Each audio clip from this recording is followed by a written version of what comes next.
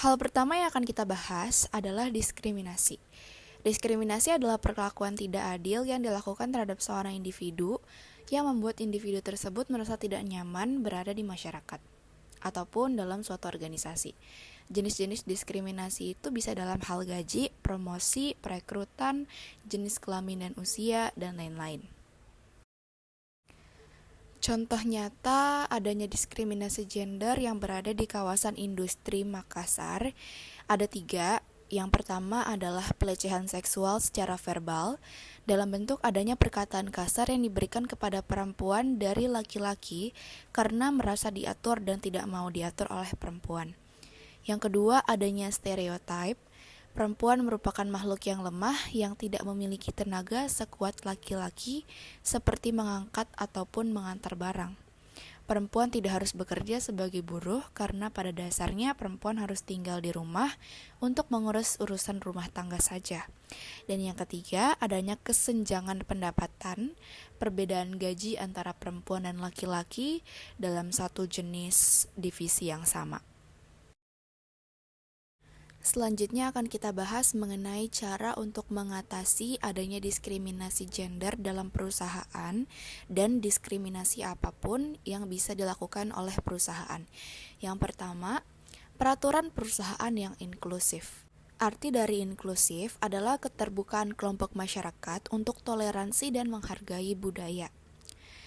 Kebijakan inklusif singkatnya mampu mengakomodasi dan menghargai keragaman karyawannya, sehingga mereka dapat berkontribusi secara penuh dan tanpa diskriminasi, serta mencapai pengalaman positif dalam pekerjaan. Yang kedua, pemimpin perusahaan perlu menjadi contoh nyata. Sebagai seorang pemimpin yang ingin menciptakan lingkungan ramah terhadap semua karyawan, terutama perempuan, mulailah dengan memberi contoh di awal. Yang ketiga, rayakan perbedaan karyawan. Setelah pemimpin memahami manfaat inklusi dan keragaman tempat kerja, perusahaan bisa mulai mencari ide-ide atau program yang dapat membangun indikator inklusivitas yang dimau. Yang keempat ada membuat peraturan komprehensif untuk mencegah kekerasan seksual di tempat kerja. Salah satu hal untuk mendukung agar diskriminasi gender tidak muncul itu dengan memberi rasa aman bagi semua tanpa kecuali. Rasa aman itu bisa diwujudkan dengan dibentuknya peraturan kekerasan seksual di lingkungan kerja, dan bisa juga untuk membuat lembaga independen yang akan mengurus hal-hal tersebut. Paling utama adalah menjaga kerahasiaan identitas korban.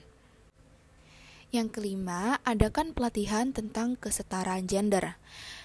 Masih banyak orang yang belum paham tentang kesetaraan gender dan tidak tahu kalau mereka sudah melakukan diskriminasi gender pada orang lain. Oleh sebab itu, penting untuk perusahaan untuk mengadakan pelatihan tentang apa itu kesetaraan gender dan mengatasi diskriminasi gender di tempat kerja. Kesetaraan merupakan salah satu isu yang sering kita dengarkan di beberapa bidang kehidupan dunia ini. Kesetaraan merupakan salah satu dari sekian banyak hak yang berhak didapatkan oleh semua umat manusia yang hidup di dunia ini. Berbicara tentang kesetaraan mencakup juga mengenai manusia, martabat, derajat, dan juga kesempatan, di mana manusia merupakan wujud yang kita jadikan sebagai isu kesetaraan. Martabat serta derajat semua manusia adalah sama, tidak ada yang lebih tinggi ataupun lebih rendah. Dan juga kesempatan harus terbuka tanpa adanya alasan yang mempersulit dan akhirnya bisa menutup kesempatan itu. Di kehidupan nyata, di berbagai segi kehidupan, gender, warna kulit, keterbatasan fisik tidak seharusnya untuk menjadi penghalang kesempatan itu. Karena kita semua adalah sama. Mengangkat salah satu isu tahun 2020 silam, di mana salah satu anggota CPNS penyandang disabilitas diberhentikan. Alasannya adalah karena kondisi kesehatannya yang tidak fit. Namun di sini ada penyebabnya adalah karena dia tidak mendapatkan dispensasi untuk melaksanakan kewajiban yang menjadi salah satu syarat sebagai anggota CPNS. Maka begitulah ini masuk ke dalam golongan diskriminasi. Dan diskriminasi ini juga memunculkan adanya ketidaksetaraan disabilitas. Penyebabnya juga adanya kurang perhatian dari pemerintah, juga dari masyarakat, juga pejabat-pejabat terhadap isu ketidaksetaraan disabilitas. Yang kedua adalah adanya implementasi hukum yang lemah, sehingga kejadian ini bisa terjadi dan memungkinkan untuk terjadi lagi di masa depan. Dari kejadian ini tentu saja, ini menghambat kesempatan yang sama yang sudah dibahas sebelumnya karena dia tidak mendapatkan kesempatan hak bekerja yang padahal seharusnya dia mendapatkan kesempatan hak yang sama karena itu sudah diatur dalam Undang-Undang Konstitusi Negara Indonesia. Selanjutnya adalah topik etika kerja. Apa itu etika kerja ya? Etika kerja merupakan sebuah sikap atau kumpulan nilai-nilai yang membentuk sebuah lingkungan kerja. Nilai atau sikap tersebut penting untuk meningkat moral serta motivasi karyawan agar memungkinkan mereka untuk menjalankan pekerjaan dengan baik serta membuat keputusan dengan efektif. Etika kerja dapat melingkupi berbagai jenis nilai-nilai. Misalnya, ketanggungjawaban yang erat agar pekerjaan tetap efektif antara peran yang berbeda-beda, menjunjung tinggi keadilan baik di komunikasi atau pemberian tugas, juga bisa meraih persaudaraan dalam budaya kerja yang membangun empati dan kolaborasi di antara karyawan. Etika kerja buruk juga bisa komunikasi yang buruk, overworking tanpa kompensasi, penyalahgunaan hak, misalnya atasan yang menyalahgunakan otoritas mereka semena-mena, juga ada moral negatif di karyawan sehingga susah kerja ataupun kerjanya tidak maksimal, juga ada kerja yang berantakan ataupun sering adanya keterlambatan baik di presensi atau dalam pelaksanaan kerjaan. Nah, kedua perusahaan yang telah melaksanakan etika kerja buruk, Apple dan Activision Blizzard. Tapi, apa yang telah mereka melakukannya?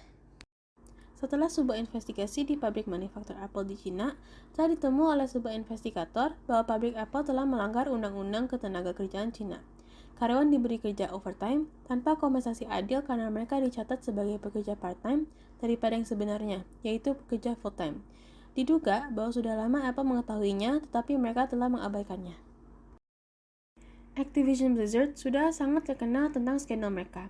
Yang sering diliput oleh artikel adalah skandal diskriminasi dan pelecehan seksual yang terjadi kepada karyawan perempuannya yang sudah mencapai lebih dari 700 laporan kasus. Selain itu, Activision Blizzard juga sering mengadakan overtime sehingga karyawan selalu mengalami burnout karena frekuensi rilis video game baru. Bagaimana kami dapat mengatasi etika kerja yang buruk? Pertama, sebagai karyawan, kami harus membangunkan budaya kerja yang aktif, komunikatif, serta membangun persaudaraan agar dapat saling kolaboratif dan bersatu sebagai komunitas. Sebagai badan organisasi, kami harus meningkatkan transparansi dalam hierarki kerja, serta memungkinkan karyawan untuk berekspresi, berpendapat, dan merasa aman dan diapresiasi.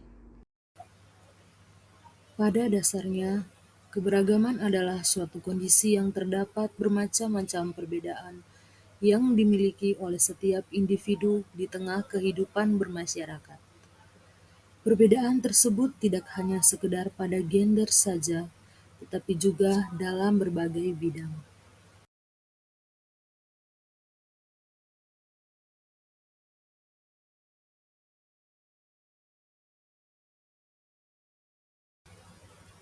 Setiap orang, apapun agama, suku, ras, dan status sosial, bahkan dokter sekalipun, tidak bebas dari sakit. Oleh karena itu, kebutuhan akan kesehatan menjadi mendesak dan harus segera dipenuhi. Fenomena inilah yang mendesak sebagian besar organisasi sosial serta ikut dalam penyediaan layanan kesehatan, termasuk lembaga keagamaan. Banyak lembaga agama yang memprakarsai pendirian rumah sakit. Meski berbeda keyakinan, tujuan mereka sama, yaitu menyelamatkan nyawa manusia.